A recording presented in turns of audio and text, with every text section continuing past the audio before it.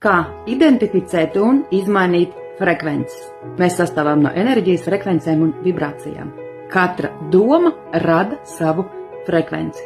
Doma vienlaikus ir gan elektromagnetiska, gan ķīmiska. Un, kad prātā iešaujas doma, es esmu nelaimīgs, tad ķermenis to tūlīt izjūt caur ķīmiskām reakcijām, kas aktivizē hormonālās sistēmas. Mēs jūtamies nelaimīgi un turpinām domāt saskaņā ar šīm sajūtām.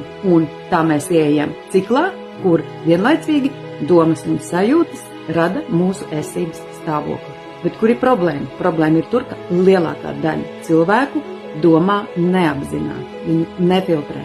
Un šīs te viņu nefiltrētās domas rada elektromagnetiskās vibrācijas, kas nepārtraukti ietekmē ķermeni. Ķermenis izstaro noteikts Wi-Fi signālus.